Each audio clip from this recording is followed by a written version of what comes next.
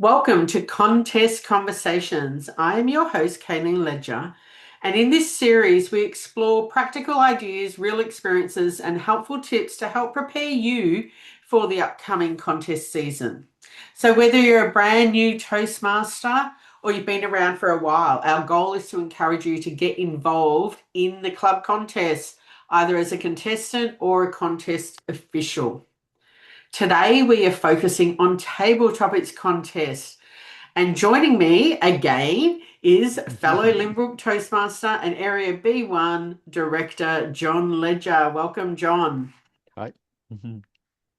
Now, I know this is one of your favourite contests.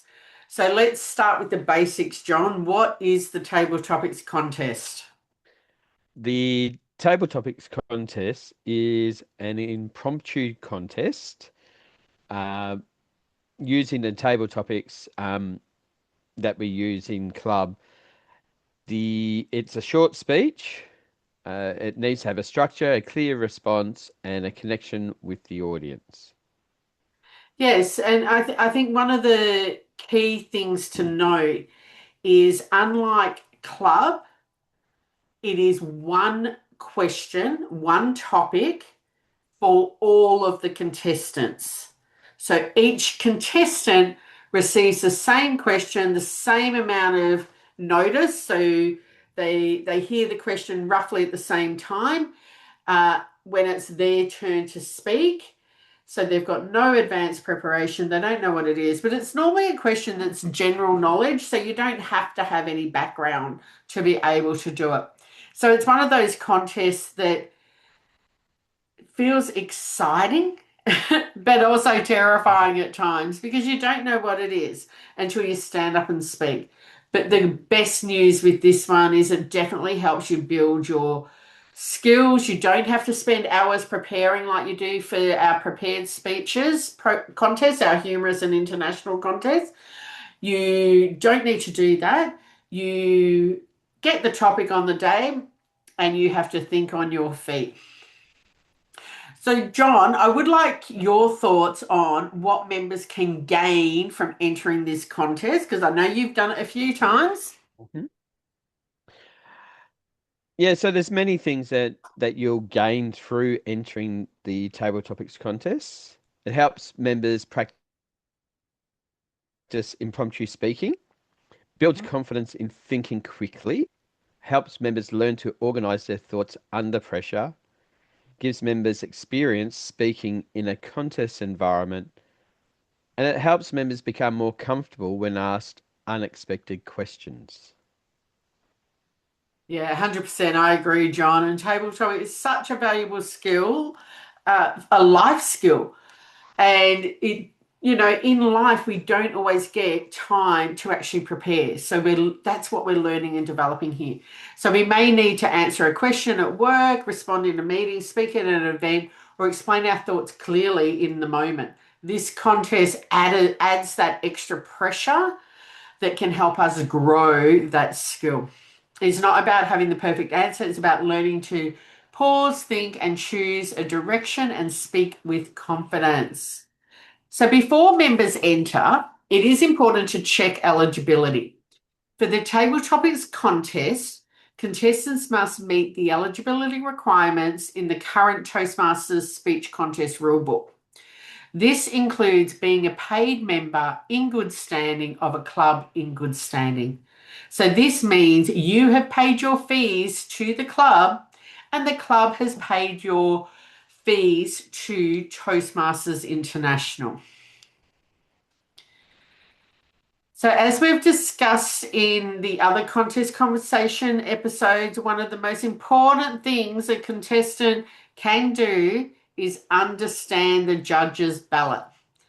The ballot tells you what the judges are listening and looking for, including for this contest, content, delivery, and language. John, would you like to take us through the judging criteria? Yeah, no problems. So content is made up of speech development and effectiveness. So speech development is how you put your speech together, the structure that you choose, the purpose that you are building your speech around, and it must include an opening, body, and conclusion. The response is supported by relevant information or facts. If you are able to draw them on, that's not 100% necessary, but if you can, they need to support it, and it's delivered smoothly. Mhm.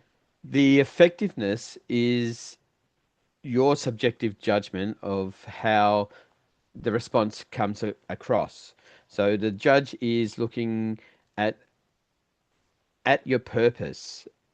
Does your purpose make sense? Can they understand and pick what the purpose is straight away? Is your speech directly related to the question or the topic? And was it clearly and logically presented?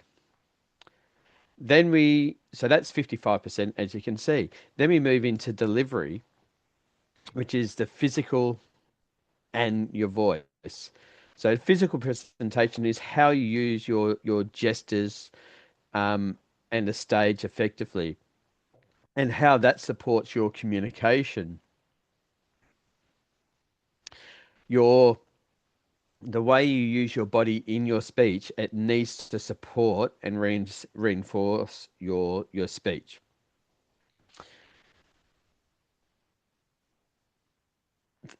This includes, both your gestures, but also expressions and where you're positioning yourself. This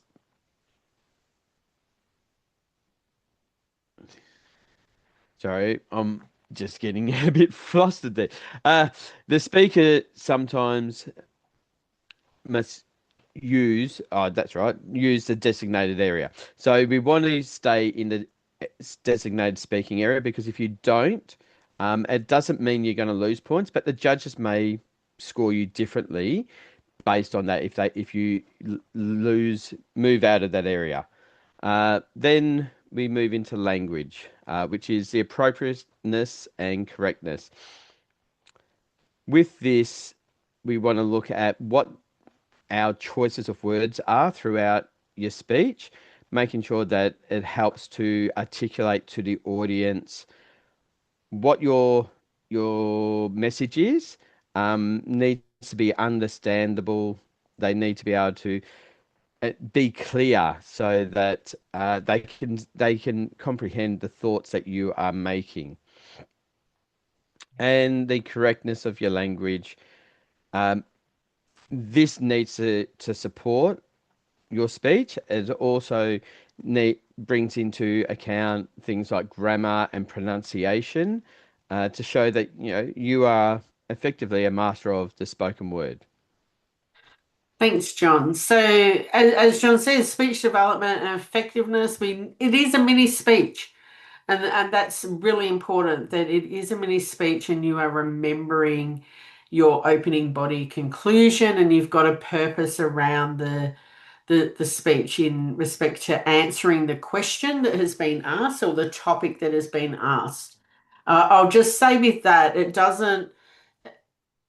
it's a general question, so you don't need any prior knowledge.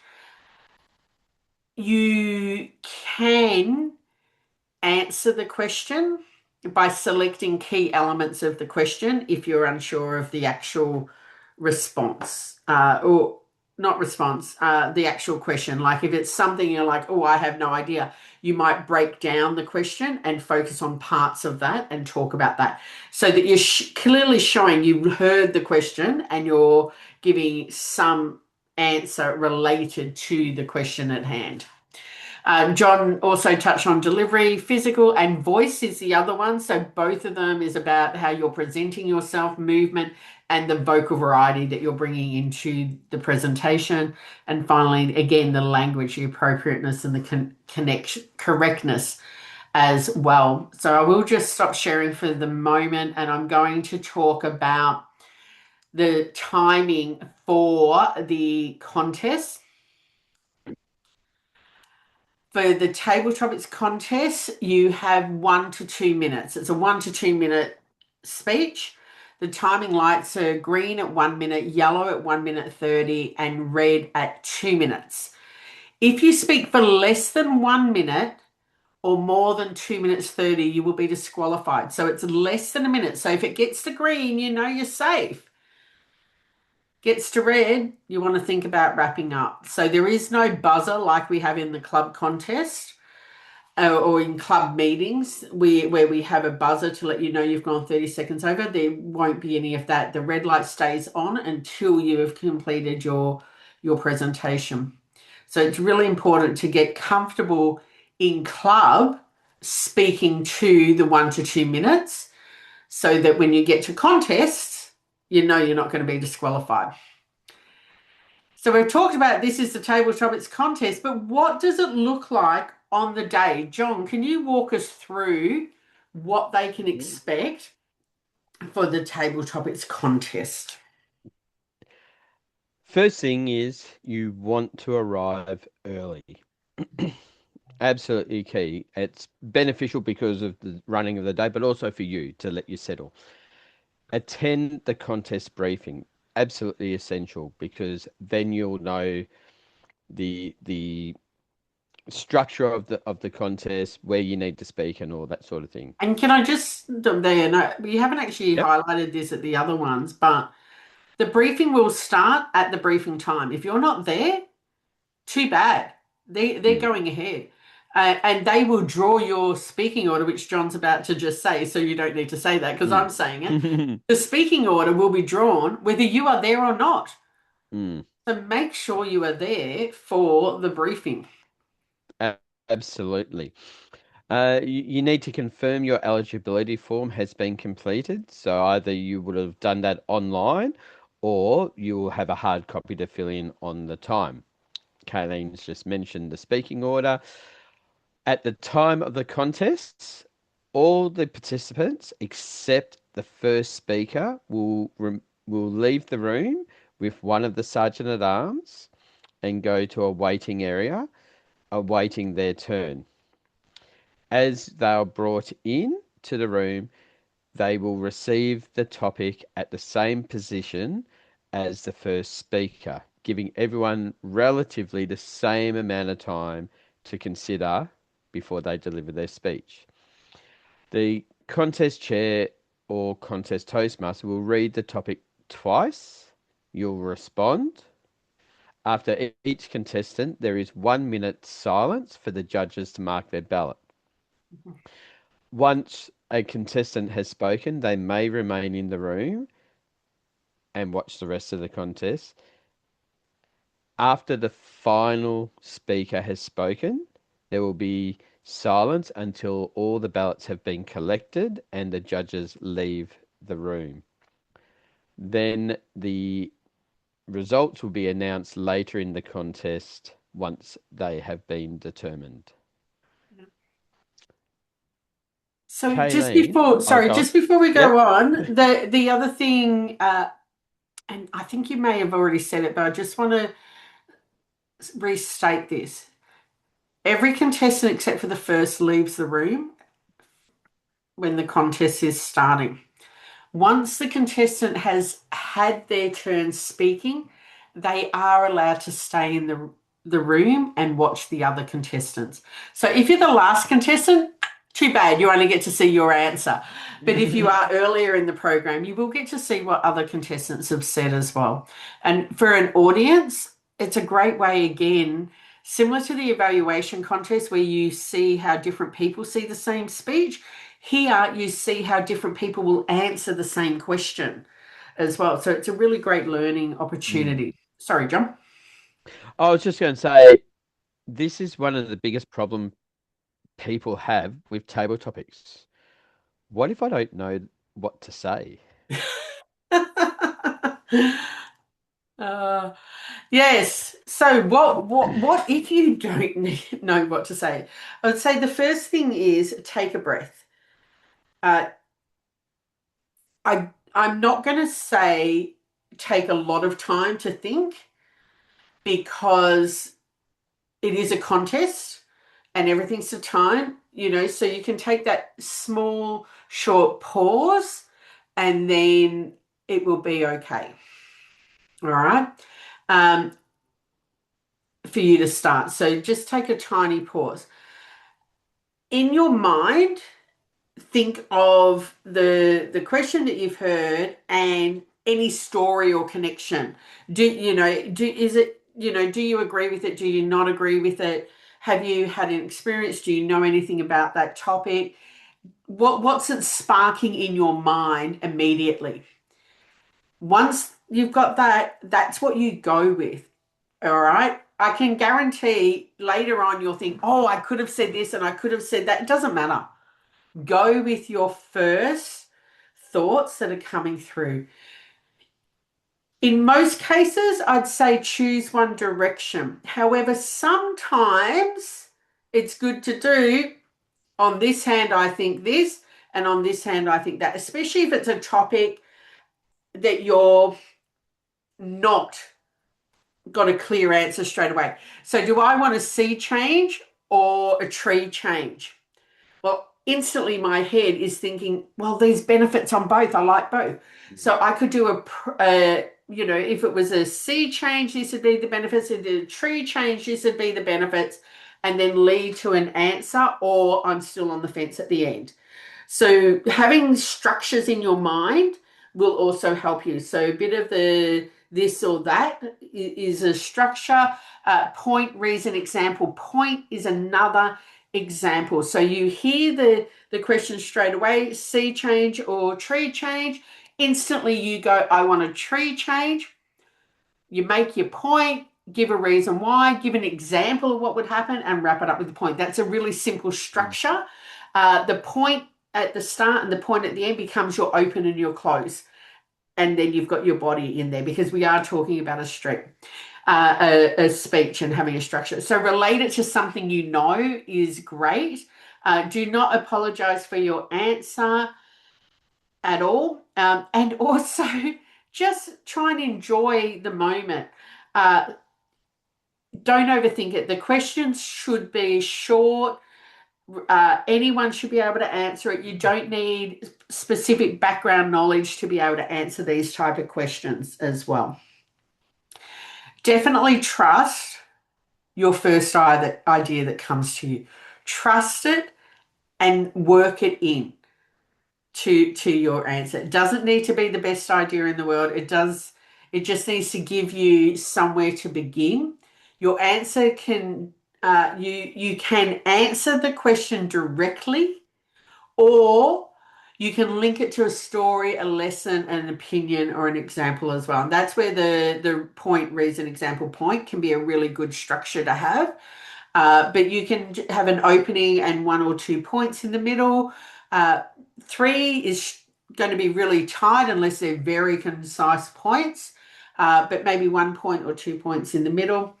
And then definitely wrap it up. So the audience does not know what's going in your mind as well. So if you're thinking something and you say something different, I often say the amount of times I've got my brother John and my brother David mixed up, and they're very different. One's a kindergarten teacher, one's a police officer. They're very different, but they've had similar lives because I crisscross them over. But people don't know that. When, in the moment, the stress, the anxiety, I blurt something out the wrong way. So don't worry about saying something wrong, getting something, not 100% accurate. It's about answering the question and coming across confidently. Now, if I'm talking about you in your job, of course, you always want to be accurate and truthful and to the point as well. So even though this is an impromptu contest, you can still prepare. So, John, how can members prepare for a table topics contest? Yeah, What are the there's thoughts? a few things. Firstly, practice table topics at the club meetings. And like this can be a bit difficult because that's usually randomly chosen, but particularly if we're going into contests, sometimes it can be organized a bit more to give members more of an opportunity who need that practice. Volunteer whenever possible. practice answering random questions at home. So you could have someone at home just throwing random questions at you, or you could even get a list of random questions from ChatGPT or Google or something like that, and just practice responding. Time yourself to 1 or 2 minutes. Practice different structures. Kaylene's already mentioned a couple, and record yourself and listen back. Whenever you do table topics or have a conversation, you can ask for feedback about how effectively you responded, and pause before you begin. And that can often be the difference. Just taking those few seconds, like Kaylene said, it doesn't have to be 30 seconds. It can be 5 or 10 seconds. Oh, You know, less than 10. you know, but like a 10 few to 5 seconds, seconds max. you know, to settle yourself and then dive into it. Yeah. And I'm only laughing because I have seen people try to take a lot longer and it's just not on. It's not on in this. We are expecting you to start speaking quite quickly. So take a pause and get started. But yeah, keep it a short pause if you can. So I'd also like to suggest listening to table topic responses in the club and notice what is working for others. So when you hear somebody giving an answer to a question, watch how they answer it, how they put it together. The other side to that is when you hear a question being asked in your head, what would your structure be? How would you answer it differently? What would you say differently? What are your stories that link to it? Especially those questions that you sit there and you go, I'm glad I didn't get that question. That's probably the best question for you to take a moment and go, oh, I'm glad I didn't get that question. How would I have answered it? You'll hear how the person does answer it. And that may be, oh, yeah, I could do it that way. But put your own take on it in your mind as well. Or you might, after thinking about it a little bit, you go, oh, I could come up with this. So even those ones where you're like, no, they're probably the better ones to think about. The structure is so important. So have a look at how people are structuring their question, the responses to the questions. Now, sometimes you will see in club, people will repeat the question and then answer it. So is a sea change or a tree change better? Not always the best way to start in a contest. It is what we do, some people do in clubs, especially when they're new. If you do it in a contest, that's okay. But I'm telling you, if you want to elevate your response, don't start with that. Start with the answer. Or I'm undecided if I, was presented with this choice. You could do that. But yeah, try not to repeat the question in contests. It's not against the rules. It's just not the best way to be able to answer it. And definitely finish strongly. As a judge, I want to be really clear on what your point was. Did you agree with the question? Did you have a story? How did you link it? What was the purpose to it? It could be that it was an entertaining response because you were sharing a story about a time and it's thought-provoking, it's inspirational. It could be that too. I know it's only a table topic, but it can be like the purposes that you would bring into a longer 5 to 7 minute speech as well. So definitely learn by watching others and take the tips that John did share as well. So the table topics contest can feel intimidating because you don't know what you will be asked. But it's also one of the most powerful growth opportunities. It's also the contest that you don't have to spend hours preparing a 5 to 7 minute speech. You just need to practice speaking impromptu. You don't need to be perfect. You simply need to be willing to stand up, take a breath, and choose a direction when answering the topic or the question. So every time you practice table topics, you build confidence in your ability to think and speak in the moment. So, John, do you have any closing thoughts you would like to share? Just that the only way to improve or get better at your impromptu speaking is to have a go. You just any opportunity, whether it is table topics or going to the shops and asking for a coffee.